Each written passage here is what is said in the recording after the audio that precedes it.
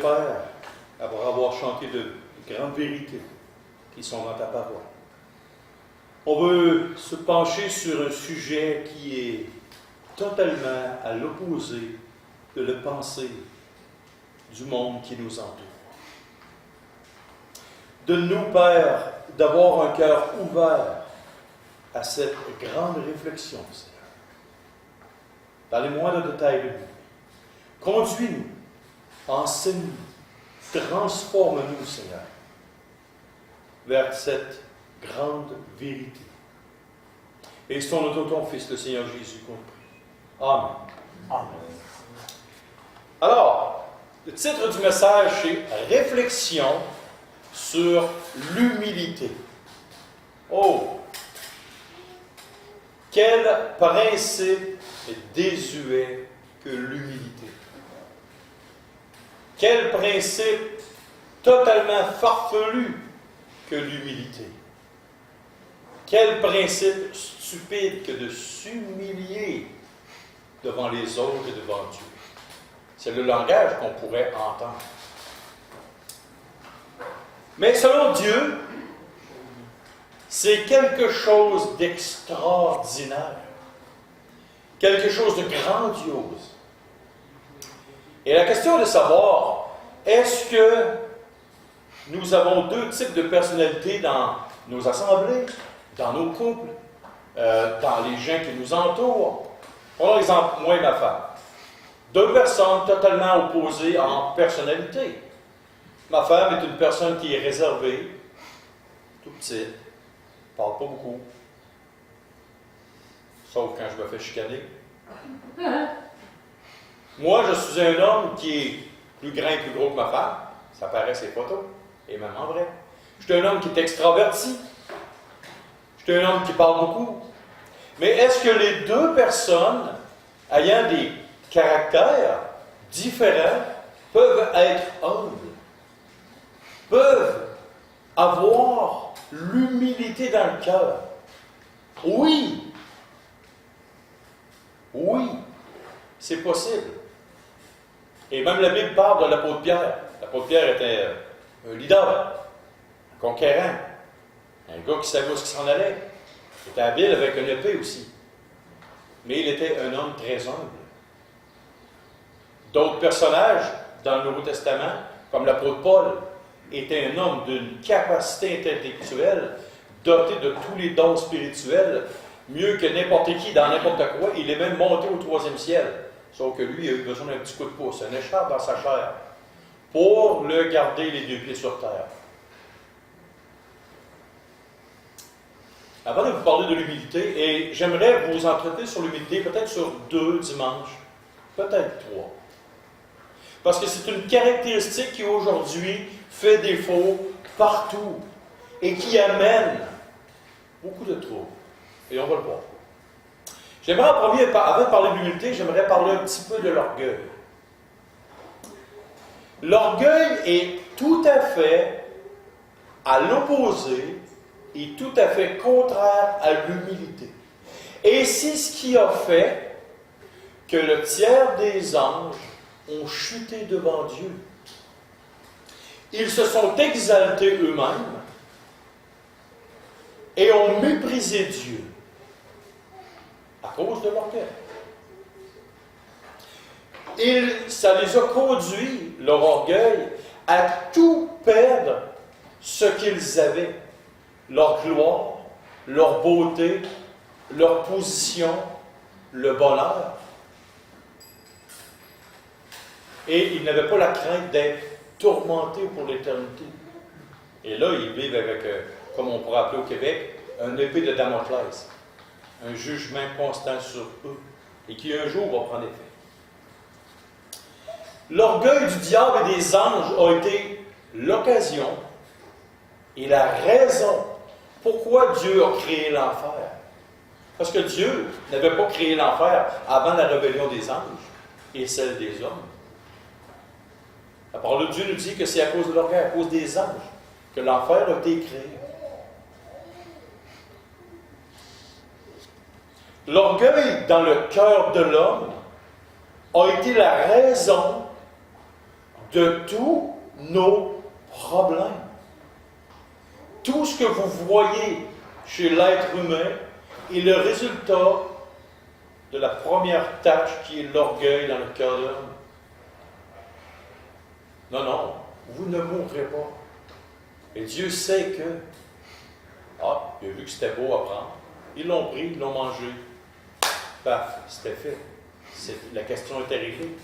Le péché est entré dans l'homme et s'est étendu sur toute la race humaine à cause de l'orgueil, qui est, je le rappelle, le contraire de l'humilité.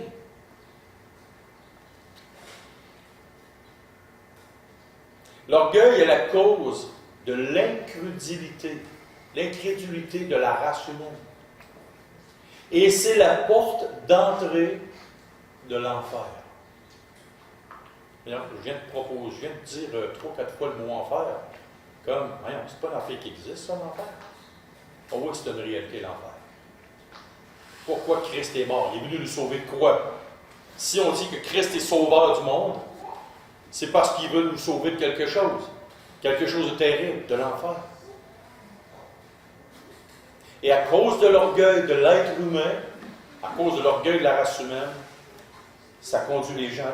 Et ça les conduit dans les malheurs et dans les souffrances tout le long de leur vie. Où conduit l'orgueil, si ce n'est qu'à un paquet de problèmes et au final, sur le pied de la porte de l'enfer.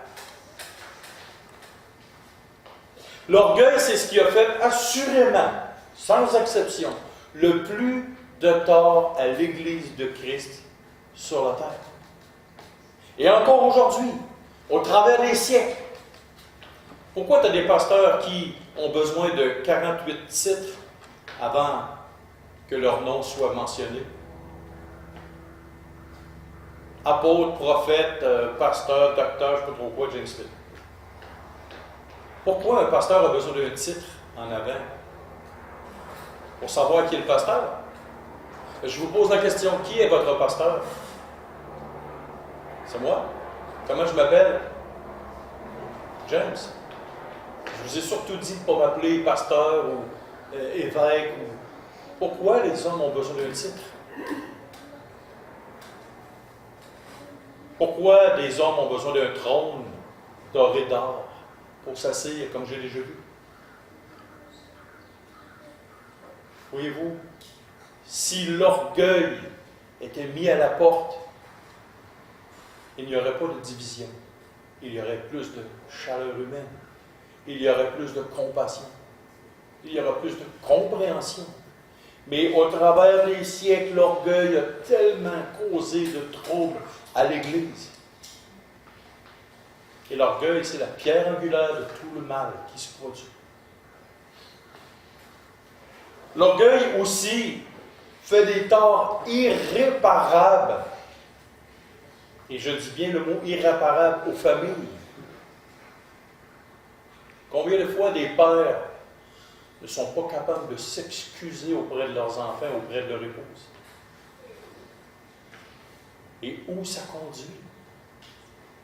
Combien de fois de conflits entre les parents et les enfants? Parce qu'il y a l'orgueil. C'est quelque chose qui accroche. Dans les familles, dans les relations de travail, dans la gestion des gouvernements. Combien on a vu de dictateurs au travers des siècles, tellement orgueilleux et imbus d'eux autres mêmes. On a un cher collègue qui travaille à temps plein en Corée du Nord. Et lui, le meilleur joueur de basket au monde. Il oblige le peuple à le voir. Dans une game de basket, il peut marquer jusqu'à 150 points. Kim Jong-un. Mais il ne s'est jamais confronté à d'autres équipes de basket. Il n'a jamais joué dans une vraie ligue de basket. Mais il est le meilleur joueur au monde de basket. Wow! Ça va jusqu'à ce point-là. Et cet homme-là est considéré, il veut se faire considérer comme un Dieu. Comme son grand-père, son père et lui. Et gare à ceux qui ne l'adorent pas. Et dans les entreprises, et dans tout ce qu'on a. Est-ce qu'il vaudrait la peine de considérer une chose? Une voix qui est contraire à l'orgueil. Une voix qui fait beaucoup de sens. Et j'ai appelé celle de l'humilité. Qu'est-ce que l'humilité? Est-ce que c'est quelqu'un qui est dans son coin, qui ne parle pas beaucoup? On appelle aussi une fausse humilité. Qu'est-ce que la fausse humilité? Et je vais vous le dire. C'est quelqu'un qui dit non, non, non, je ne suis pas bon dans ça, puis là, qui aime que les autres le rosent. Ça, c'est de la fausse humilité. En réalité, il aime se faire roser, mais il veut essayer de garder une attitude simple et humble. Mais en réalité, ce qu'il aime, c'est de se faire propulser vers les hauteurs du ciel. Oh non, je ne suis pas bon dans ça. C'est très bien qu'il est très, très, très, très bon, mais il ne veut pas. Mais en fait, il aime beaucoup ça dans son cœur.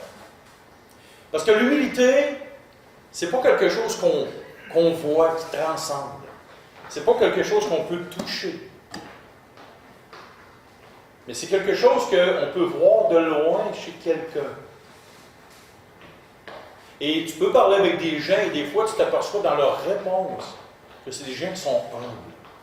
Mais quelle est la réelle humilité devant Dieu? Et c'est là-dessus qu'on va se pencher aujourd'hui et dimanche prochain. Je vous lis une définition extraordinaire de l'humilité. Et ça ne vient pas de moi. Ça vient d'un auteur qui s'appelle Andrew Murray. Un homme d'exception. Mais vous ne pourrez pas le connaître. Il est mort là, très, très, très longtemps. Et voici ce qu'il disait.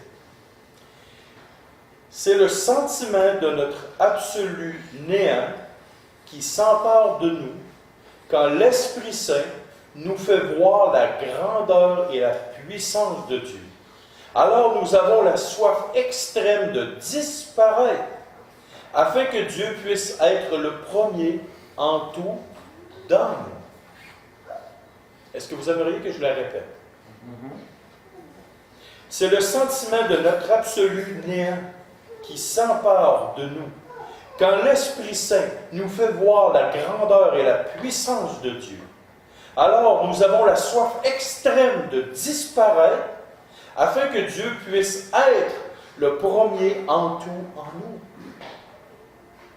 Autrement dit, c'est de reconnaître que nous sommes rien devant Dieu afin que Dieu apparaisse comme étant tout en nous.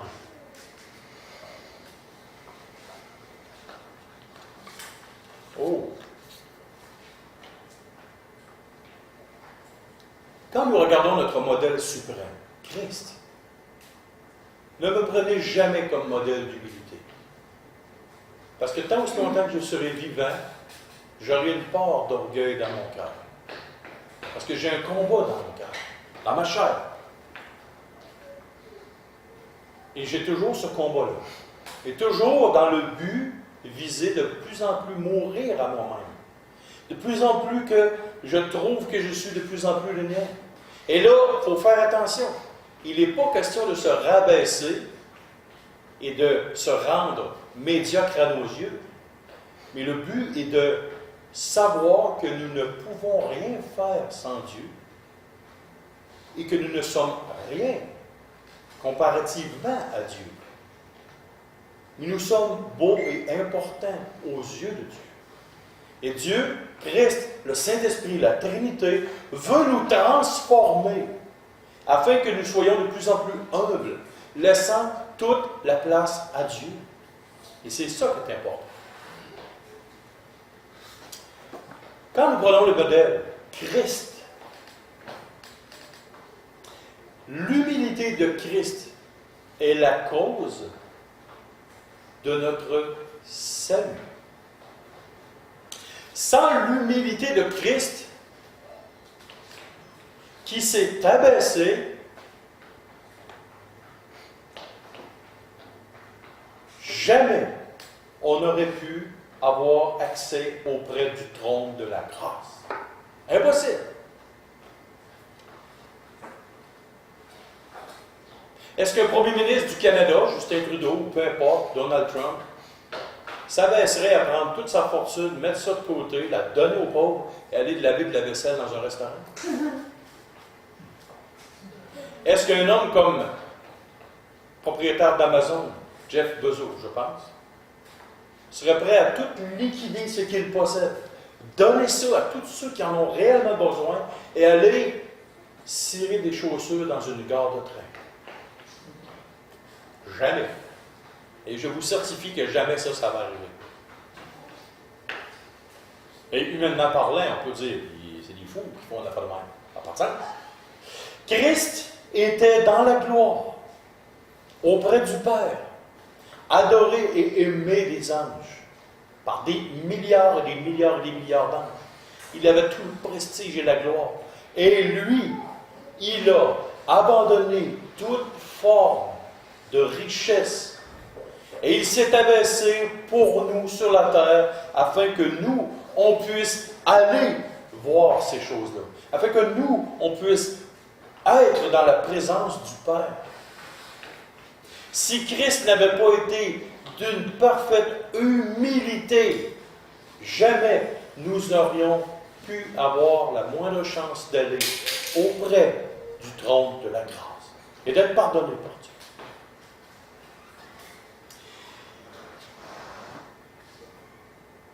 Nous sommes considérés comme des vases de terre. La parole de Dieu nous dit qu'on est comme des vases de terre.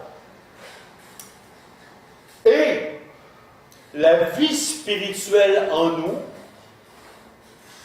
ne peut croître si l'orgueil est dans le même pot. Qui a déjà planté une plante? Vous mettez de la bonne terre, de l'eau, du soleil, votre présence en chantant. J'espère que je ne chantais pas trop longtemps aux plantes, là. Il y en a qui mettent de la musique. Imaginez-vous 30 secondes que vous avez un éclat de génie, vous prenez un petit peu d'eau de javel, vous mettez ça à la base des racines. Quand va-t-il se produire, pauvre petite plante? Oui!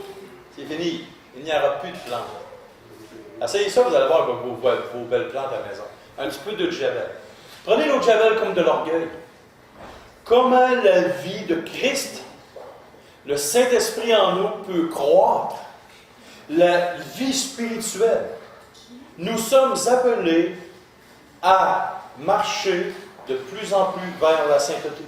Nous sommes appelés à marcher de plus en plus d'excellence en excellence pour rassembler de plus en plus à Christ.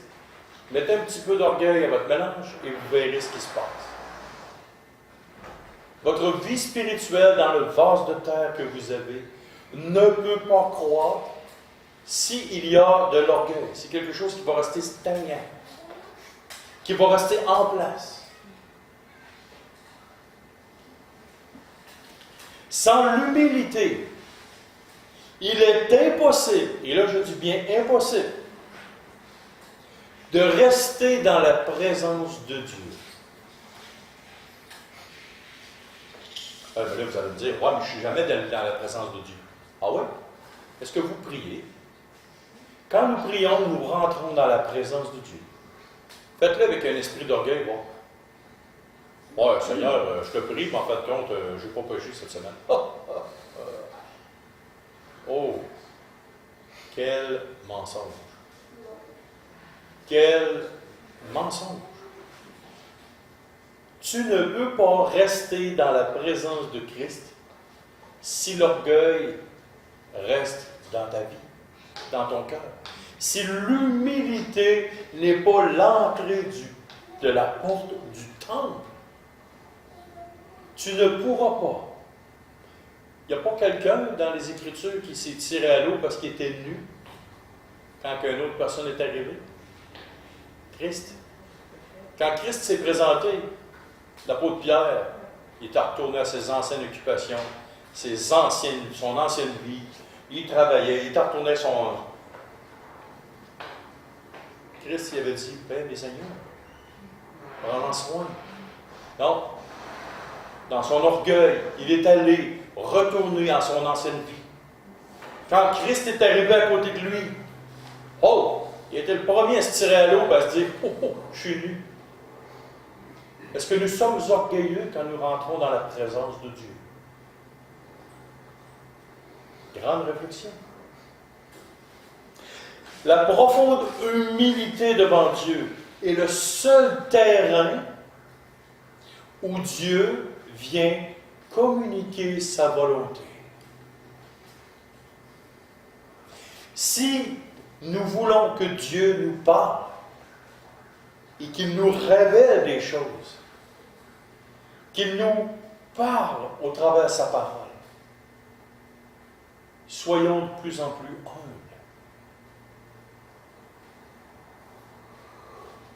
Voyons notre position devant Dieu. Parce que l'humilité, c'est la seule et unique porte d'entrée pour être en communion réelle et intime avec Dieu. S'il n'y a pas d'humilité, il n'y a pas de communion intime avec Christ, avec Dieu. Le Saint-Esprit est attristé, il ne peut pas agir au travers de nous. C'est impossible.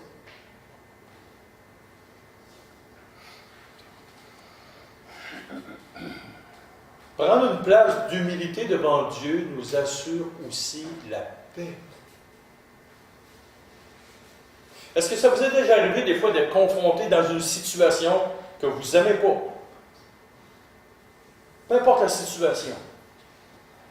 Et là, si on reprend la définition de tantôt, s'apercevoir que nous sommes néants et que Dieu est tout en toutes choses, et que vous êtes confronté à une situation, Seigneur Dieu, écoute. Ah, c'est celui qui va vous écouter. Seigneur, Père, je ne peux pas. Je suis coincé. Je n'ai pas aucun pouvoir sur cette situation-là. En toute humilité, Père, je viens auprès de toi. Je te remercie entre les mains. Je ne sais pas de quelle façon tu vas agir. Je ne sais pas de quelle manière tu vas agir. Je sais que tu vas agir. Je suis rien. Tu es tout puissant. Et vous laissez le Seigneur faire dans cette chose-là. Et je peux vous dire, par expérience, que ça marche. Vous vous souvenez de mon expérience de mon toit? Tout envolé au vent, les tuiles partout, le monde capotait. Qu'est-ce qui faisait que mon cœur était en paix? Qu'est-ce qui faisait que j'avais une paix profonde dans toutes ces choses-là? Bon, aujourd'hui, ma toiture est faite. Hey, wow, merci Seigneur. Et en plus, la main-d'œuvre garantit 10 ans, le matériel 40 ans. Mon ami, il va peut-être être mort, mais c'est le temps de la refaire. Voyez-vous, l'humilité de dire que nous ne pouvons pas, d'être rien, de considérer Dieu en toutes choses, en n'importe quel aspect de nos vies, ça amène une paix du cœur incommensurable. Une paix qui surpasse toute intelligence, comme la parole de Dieu nous dit. La conscience, la tête, la pensée, la paix surpasse ces choses-là. Ça amène l'inquiétude, l'humilité devant Dieu, ça amène une paix qui surpasse toutes choses. Maintenant, comment devenir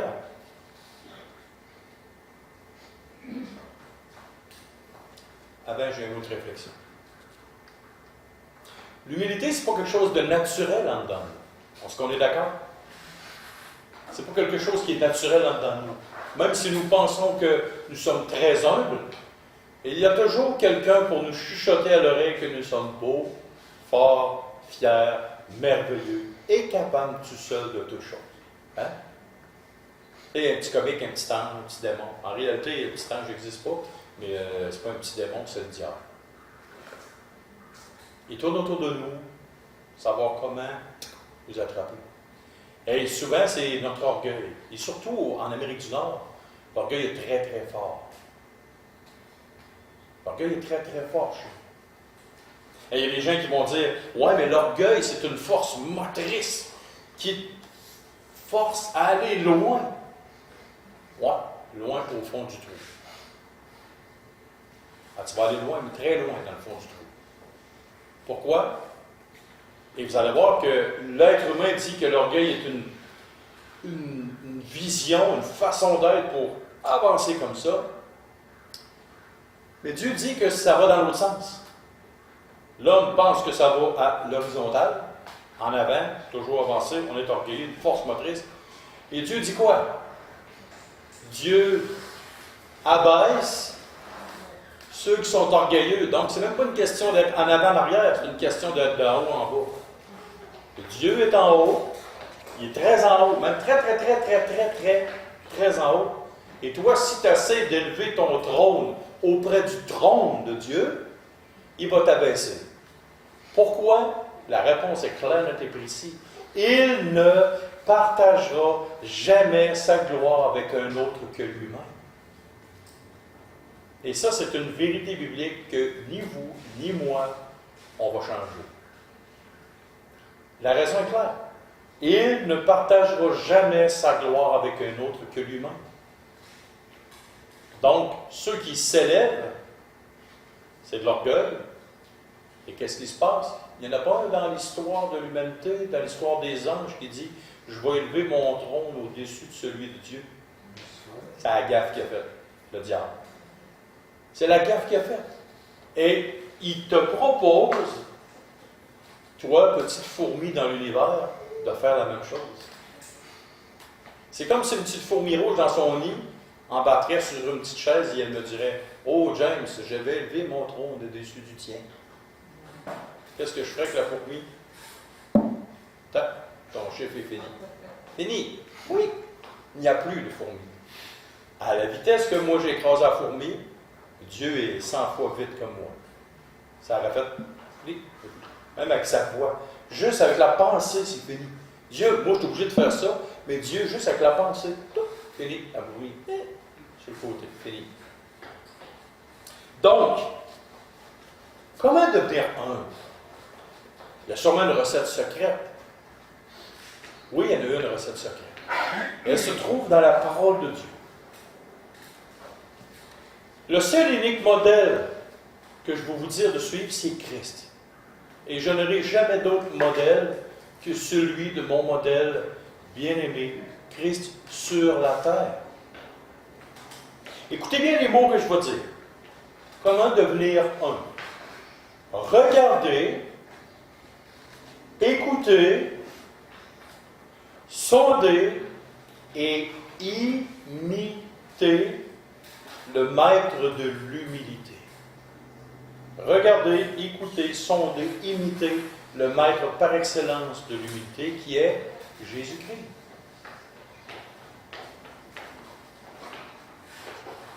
Qui a des enfants?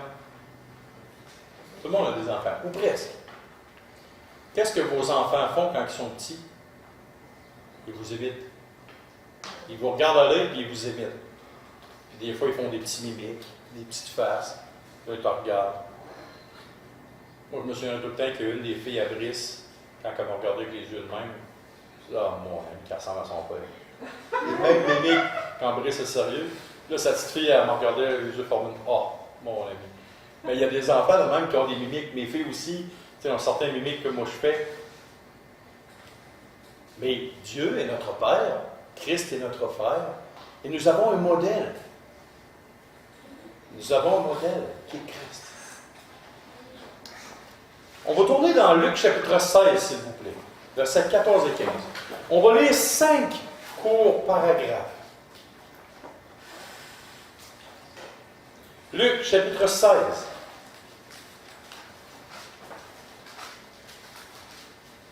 Versets 14 et 15. On va les lire ensemble.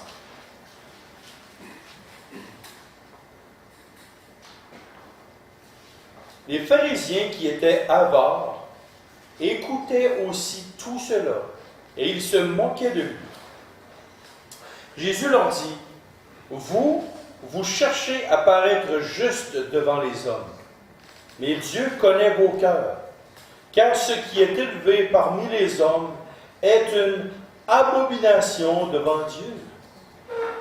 Ce qui est élevé, Dieu en premier connaît nos cœurs, et il dit aux scribes et aux pharisiens, comme à nous, ce qui est élevé devant Dieu est une abomination. Mais qu'est-ce qu'on parle d'élévation chez les hommes? Est-ce que ça veut dire que demain matin, il y a un chrétien à l'Assemblée il rentre ici et il est multimillionnaire. Il a une très belle voiture, peut-être 2, 3. Que cet homme-là, ce frère-là ou cette sœur-là, multimillionnaire, a une très belle maison qui pourrait toutes nous accueillir en même temps, même en gardant le 2 mètres de distance, à l'intérieur de son salon. Par exemple, il y a un très grand salon. Est-ce qu'un frère ou une sœur est très riche? Est-ce que cet homme-là est une abomination devant Dieu? Non. Qu'est-ce que la Bible a dit aux riches? Elle recommande d'être libérale, de faire du bien avec leurs œuvres. Donc, la Bible a prévu qu'il y aurait des frères et des sœurs qui seraient riches. Quand on regarde dans Luc, chapitre 3, versets 1 à 3, l'intendante d'Hérode, Suzanne, assistait, comme d'autres personnes, assistait de leurs biens, Christ et les apôtres, pendant 3 ans et demi de temps. Ah, il y a un peu. Pour supporter 13 personnes, 3 ans et demi de temps, wow, il faut que tu aies de l'argent. Donc, voyez-vous, ce n'est pas à cause qu'une personne est riche qu'elle est en abomination. Mais qu'est-ce que le texte veut dire? L'abomination. Tout ce qui est mal et qui s'élève auprès de Dieu, sans considérer Dieu. Sans considérer Dieu. Une personne peut avoir beaucoup d'argent, mais être une personne qui considère énormément Dieu et qui fait énormément de bien. Un jour, quelqu'un m'a demandé, toi, James, si tu gagnais plusieurs millions avec ça, qu'est-ce que tu ferais? Ah! Ben moi, j'ai dit, écoute, si je gagnais plusieurs millions à la loto, je m'organiserais pour être pauvre au moins juste avant de mourir. Je ferais énormément de bien avec mon argent. Est-ce que je pourrais aller dans une place où ils n'ont pas d'eau courante, creuser un puits? Hey, tant qu'à être là, on va en creuser 10-12 autour des autres villages. Avec 1000 $ tu peux creuser un puits. Avec 1000 $ tu peux te payer une prostituée. L'argent est neutre. Avec 1000 $ tu peux faire plein d'épiceries, plein de nourriture pour plein de monde. Tu peux engager un gars pour frapper un autre homme. L'argent est neutre. C'est le cœur. Qu'est-ce que tu fais avec l'argent? Qui est bien ou mal. Si vous trouvez un 20$ sur le bord de la table, ou un 100$, est-ce que c'est mal? Le 20$ et le 100$ n'est pas mal. C'est ce que vous faites avec l'argent qui est mal. Ou bien. Donc ici, car ce qui est élevé parmi les hommes est une abomination devant Dieu. C'est ce qui veut prendre la première place. C'est ce qui veut s'élever, qui veut se rendre à s'enorgueillir. Ça, c'est mal. Et justement, il s'adresse à des scribes et des pharisiens. On va lire dans Luc chapitre 22, versets 24 à 27. Luc 22, 24 à 27. Il s'éleva aussi parmi les apôtres une contestation. Lequel d'entre eux devait être estimé le plus grand? Oh! Jésus leur dit, les rois des nations les méprisent, et ceux qui les dominent sont appelés bienfaiteurs. Qu'il n'en soit pas de même parmi vous, mais que le plus grand parmi vous soit comme le plus petit, et celui qui gouverne comme celui qui sert. Car quel est le plus grand? Celui qui est à table ou celui qui sert? N'est-ce pas celui qui est à table? Et moi, cependant, je suis au milieu de vous comme celui qui sert. Si tu veux être appelé grand devant Dieu, sers toute ta vie. Sois le serviteur des autres. Apprends à t'humilier devant les autres. Apprends à servir, à être au service de tes frères et sœurs. Si tu veux avoir une position devant Dieu, la seule et unique qui compte aux yeux de Dieu, c'est celui qui sert. Celui qui sert, celui qui est au service des autres. Combien de fois qu'on a entendu, « Hey, t'as peu, là, je ne suis pas ton serviteur. » On a-tu entendu cette expression-là? Sers-toi, là, prends-toi, lève-toi, puis marche. Toutes des phrases de la Bible, on dirait. Non, oui, réveille, écoute, lève-toi, là, je ne ferai pas ta place, je ne ferai pas ta chambre, là, on dit ça aux enfants. Ben là, semaine de valeur, je ne ferai pas ta chambre. Oui, c'est vrai. Quand ils sont rendus à 43 ans, tu ne fais plus sa chambre. Non, on fait des farces, mais il y a une limite, donc il ne faut pas se faire abuser. Mais le cœur doit avoir un cœur de serviteur. Ah, mais je t'ai cœuré, il y a des chrétiens qui ambitionnent. Tous les chrétiens ambitionnent sur Christ à l'heure actuelle. Je veux avoir ci, je veux avoir ça, je veux ci, je veux ça, je veux ci, je veux ça. Est-ce que Christ arrête d'intercéder pour vous? Pour nous? Combien de chrétiens prennent Christ pour un guichet automatique? Pas de relation avec Christ, mais donne. Puis, assure-toi de toujours en mettre comme il faut dans mon compte. Voyez-vous? Ça, c'est l'orgueil encore une fois qu'il fait. C'est pas l'humilité. Avoir l'esprit d'un serviteur. On va tourner dans Romains chapitre 12, s'il vous plaît, et le verset 16.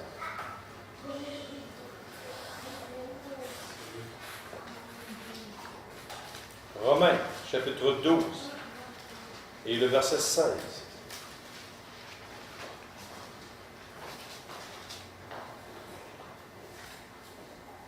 Ayez les mêmes sentiments les uns envers les autres.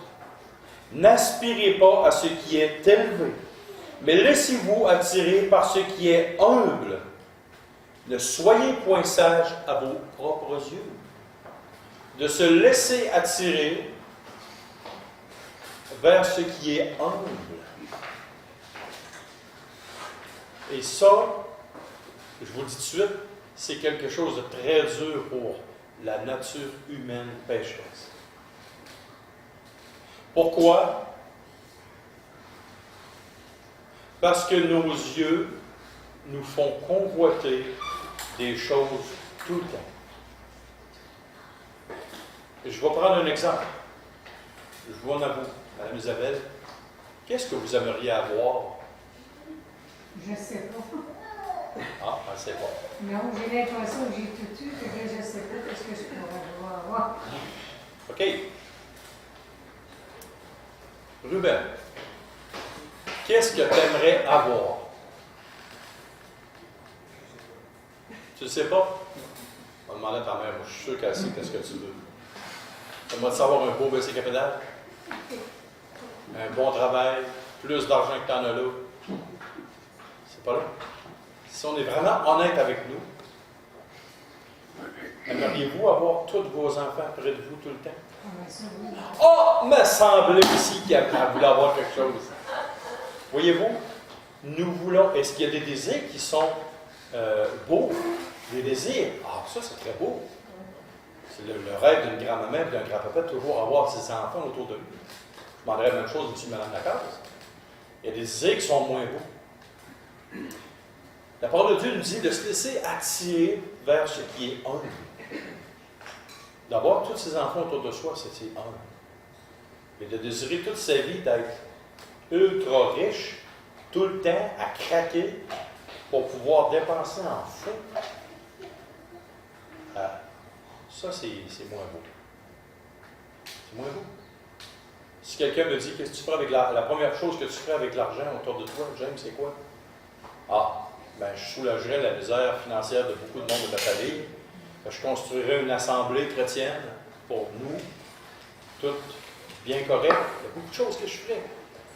Mais jamais vous allez m'entendre que je me paierais le gros luxe avec ça. J'aimerais m'acheter une belle maison, plus belle. Peut-être que je donnerais ma maison à quelqu'un qui en a besoin. Je ne sais pas. Il y a plein de choses que je ferais. Mais toujours se laisser attirer vers ce qui est humble. Toujours fixer nos regards sur les autres au lieu de sur nous. Et ça, c'est le secret pour devenir humble. De plus en plus. Un père de famille qui travaille dur pour son argent. Est-ce que c'est encore son argent ou la minute que ça tombe dans le compte de banque, c'est l'argent de la famille? Et ça, c'est quelque chose de Dieu.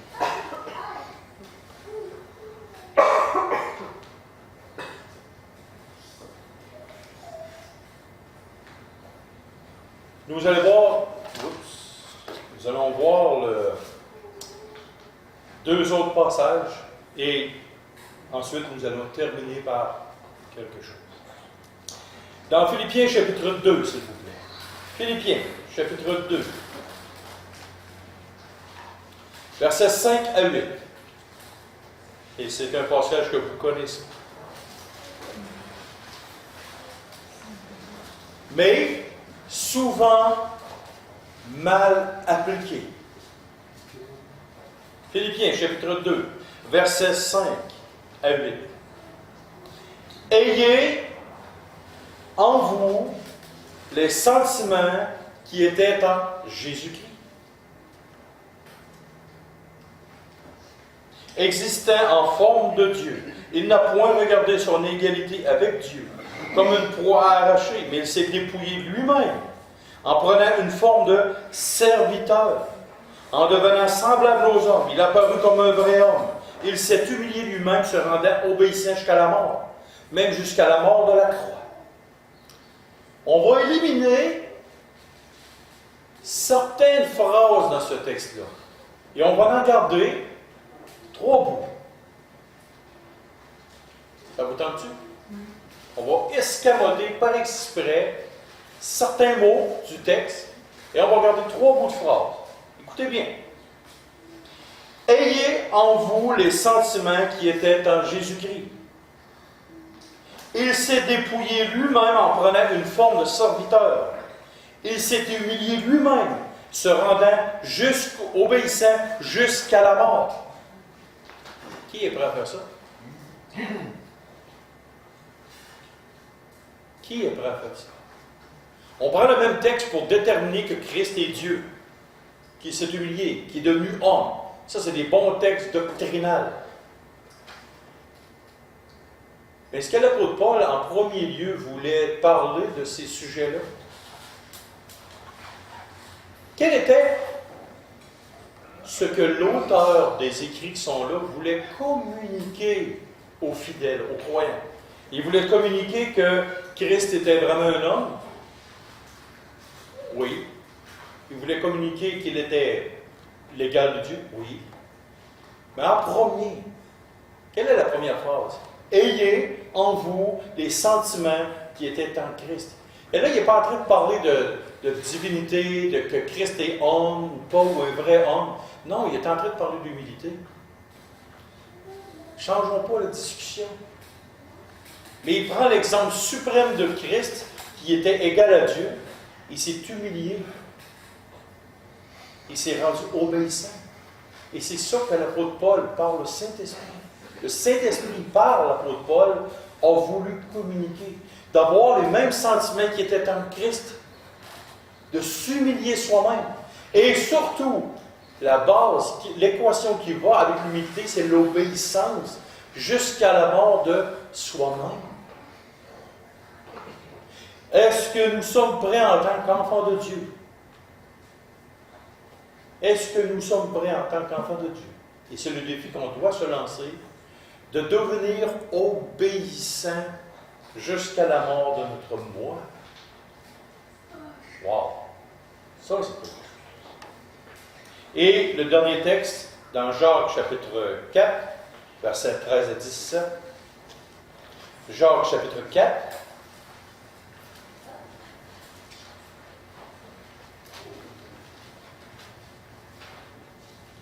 Versets 13 à 17. À vous maintenant qui dites, aujourd'hui ou demain, nous irons dans telle ville, nous y passerons une année, nous trafiquerons et nous gagnerons. Nous irons, nous y passerons, nous trafiquerons, nous gagnerons. Nous. Ah, ça, c'est du nous, pas à peu près. Et rajoute-en donc un petit peu de sauce de nous. Ça, c'est l'orgueil de nous. Je vais faire ci, je vais faire ça, je m'en vais par là, puis torsez-vous de là, je passe. Ça, c'est une forme d'orgueil. Et c'est de l'orgueil. Mais là, qu'est-ce que texte nous dit? Vous qui ne savez pas ce qui arrivera demain.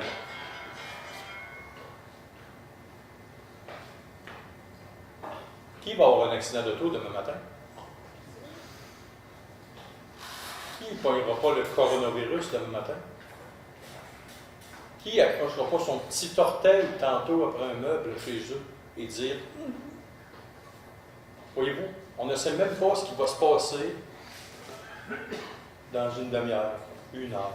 Donc, si on regarde le texte, vous qui ne savez pas ce qui va arriver demain, car qu'est-ce que votre vie? Vous êtes une vapeur qui paraît pour un peu de temps et qui ensuite disparaît. Moi et ma femme, on vient de passer 25 ans de mariage. On vient d'avoir nos noces d'argent. Et mon ami, 45 ans de noces d'argent. Ça s'appelle jeune. On vient de passer 25 ans de mariage. On ne l'a pas vu passer. Il me semble que ça a tellement passé vite. Un matin, on s'est réveillé. Oups! Il y a un grand affaire qui s'est présenté dans notre vie. Il s'appelle Nicolas.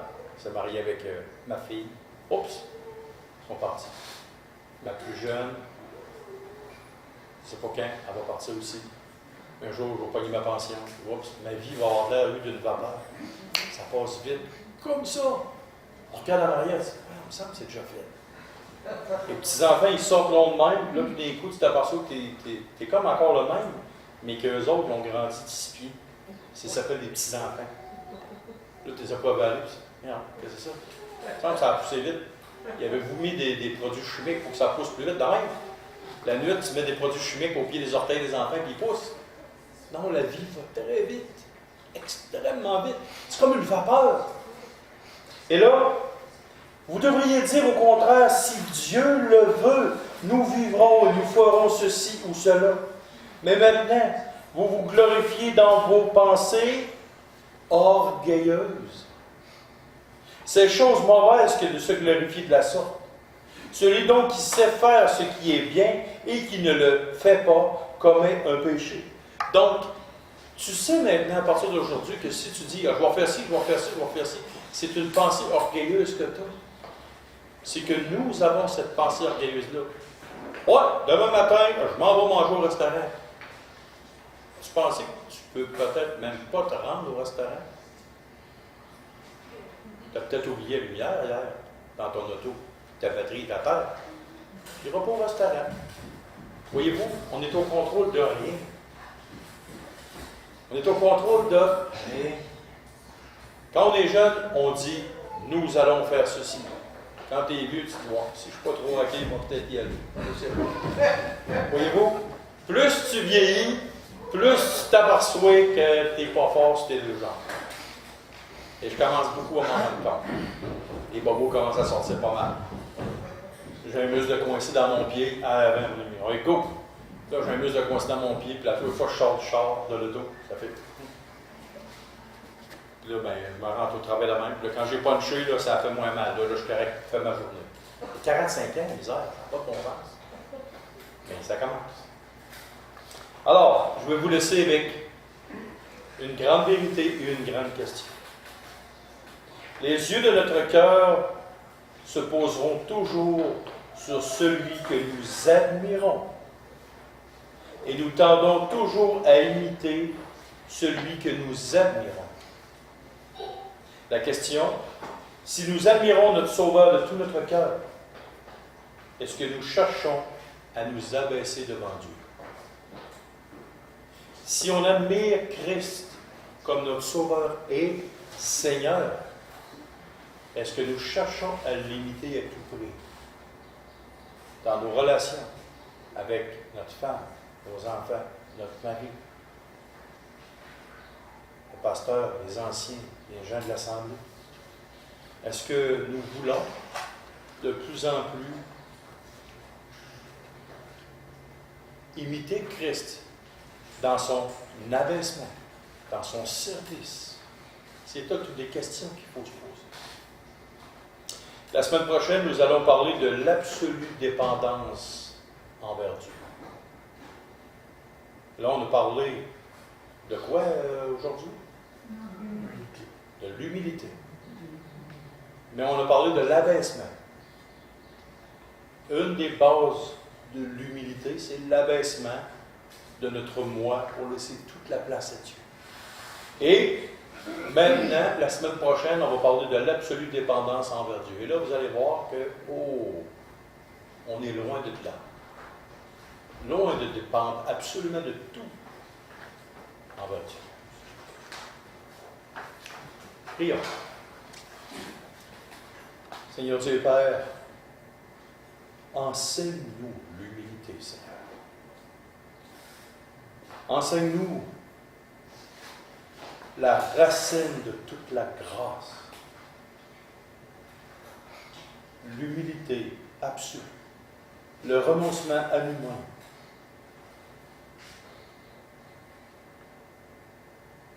Démontre-nous que c'est la seule et unique vérité qui compte à tes yeux, Seigneur.